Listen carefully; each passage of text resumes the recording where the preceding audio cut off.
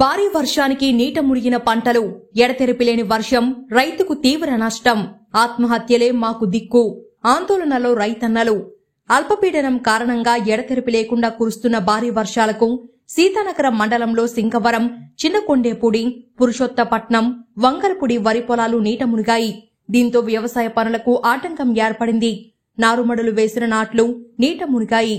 వర్షాలకు మురుగునీటి కాలువలు, పంట కాలువలు పొంగి ప్రవహించడంతో ఎక్కడికక్కడ వర్షపు నీరు స్తంభించిపోతోంది. గత వారం రోజులుగా కురిసిన భారీ వర్షానికి పంట పొలాలు నీట మునిగి తీవ్ర నష్టాన్ని కలగజేశాయని రైతన్నలు తీవ్ర ఆవేదన వ్యక్తం చేస్తున్నారు. వరి నాటు వేసి 10 రోజులు కావడంతో నీట మునిగిన పంట మురిగిపోయే అవకాశముందని రైతులు ఆందోళన వ్యక్తం చేస్తున్నారు. ఇప్పటి వరకు పెట్టుబడులు పెట్టిన వ్యవసాయం నీట మునగడంతో మాకు ఆత్మహత్యలే దిక్కని, వెంటనే రాష్ట్ర ప్రభుత్వం ఆదుకోవాలని రైతులు కోరుతున్నారు.